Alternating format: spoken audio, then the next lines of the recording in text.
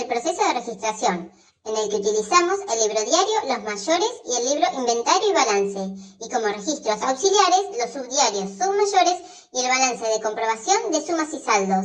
Empecemos. Llevar una contabilidad organizada mediante registros contables basados en criterios uniformes nos permite ver los hechos económicos ocurridos y la evolución y actualidad del negocio, almacenar de manera ordenada la información y realizar un análisis patrimonial, económico y financiero. Para esto, la ley exige llevar los registros en el libro diario y en el libro inventario y balances. En el libro diario se registran todas las operaciones que realiza el ente, cada una en un asiento y en el orden cronológico en el que ocurren, registrándolas desde el comprobante que respalda la operación. Por esto se lo denomina registro de primera entrada. Como excepción podemos mencionar que en el inicio de la actividad del ente se realiza un asiento de apertura en el cual se registran los bienes con los que se cuenta, proviniendo esta información del libro inventario y balance, y esto hace que sea un registro de segunda entrada. Veamos un ejemplo de una compra de mercaderías en cuenta corriente. El asiento que esta operación genera es el siguiente: fecha del comprobante, activo mercaderías y el importe en la columna del debe, a pasivo proveedores y el importe en la columna del haber. Siempre en ese orden, la o las cuentas que se debitan y luego la o las cuentas que se acreditan. Otra información que puede contener el diario es el número de asiento, el código de la cuenta o descripciones de la operación para identificar el comprobante que dio origen a la registración u otra información importante. Los subdiarios o diarios auxiliares son registros auxiliares del libro diario, con un formato similar, que se utilizan cuando hay operaciones repetitivas como las compras, ventas o pagos, las cuales se registran en los subdiarios desde los comprobantes y luego se totalizan las operaciones diarias o mensuales, de acuerdo al volumen de operaciones y los requerimientos de información, y se trasladan al libro diario en un solo asiento global.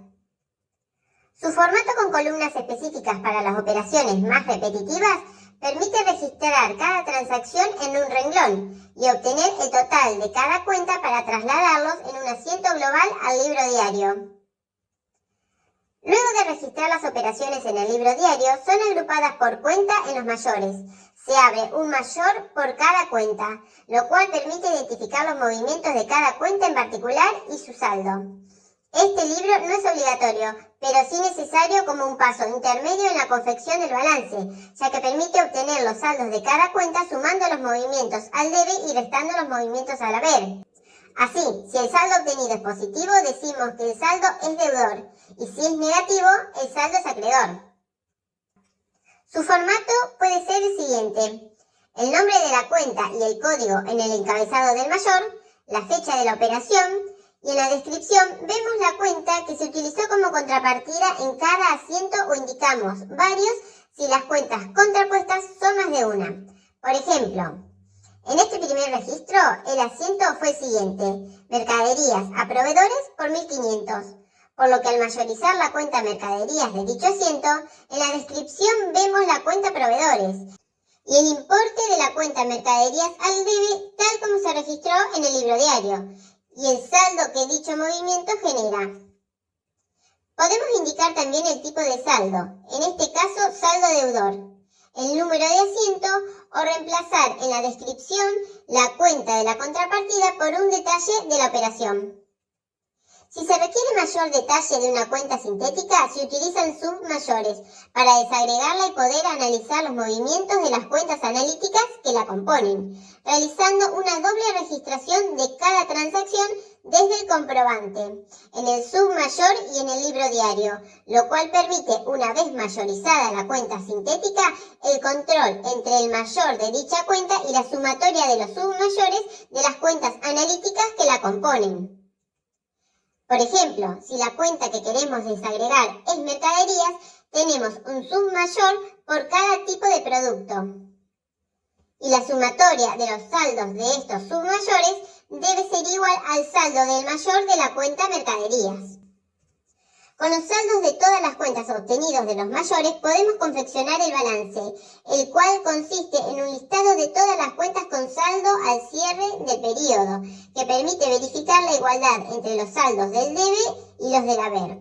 Cuando el ente inicia su actividad, el libro Inventario y Balances es de primera entrada, ya que se registran directamente los bienes, dinero, crédito y demás que constituyen el capital al inicio, y a partir del primer ejercicio es de segunda entrada, ya que se confecciona con la información proveniente de los registros contables.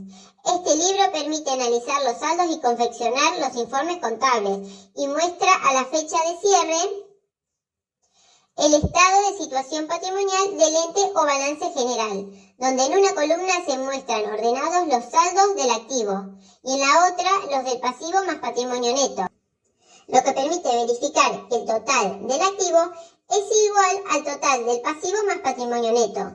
Todos los saldos se obtienen de los mayores, excepto el saldo del resultado del ejercicio, el cual lo obtenemos de un cuadro de resultados denominado estado de resultados, que indica las ganancias y pérdidas del periodo y el resultado del mismo, el cual se traslada al estado de situación patrimonial. Podemos ver la secuencia de este proceso así.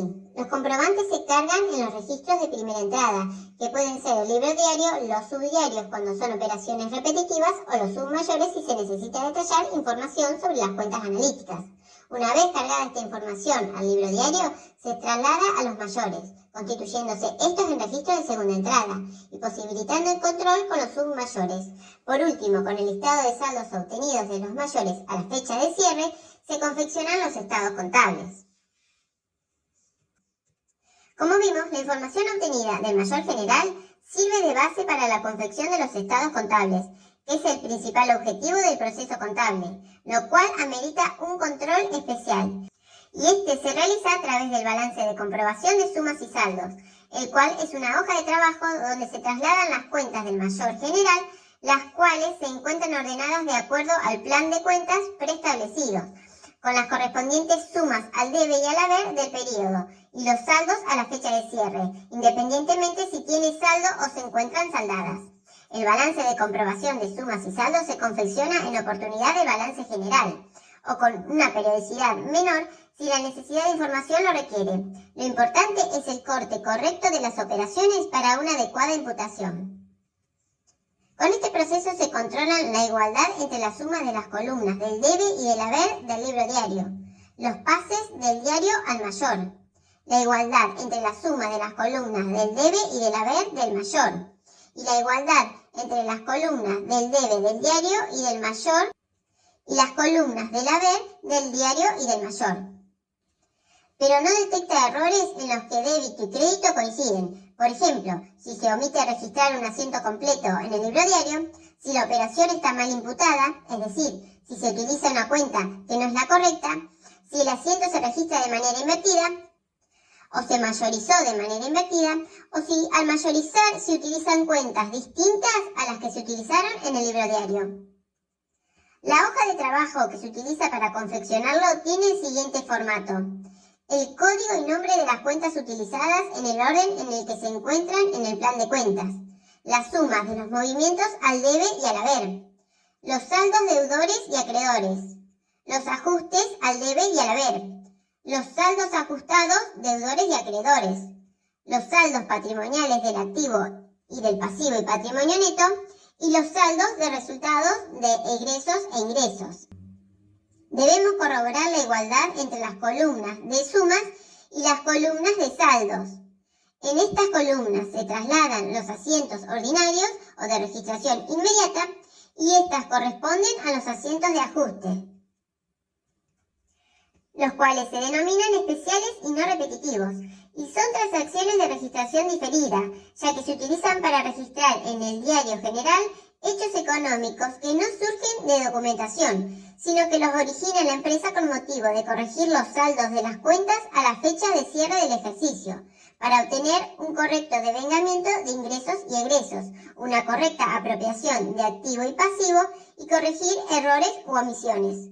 Son ejemplos de este tipo de asiento los gastos de sueldos, intereses ganados o perdidos, amortizaciones, alquileres y el costo de mercaderías vendidas. Y como dijimos, el balance de comprobación de sumas y saldos se confecciona con la información obtenida de los mayores. Se registran los asientos de ajuste en el libro diario y luego se mayorizan para obtener el balance de comprobación de sumas y saldos ajustados y confeccionar los estados contables. Muy bien, terminamos la clase de hoy. Te espero en el próximo video. No olvides suscribirte y activar la campana. Nos vemos.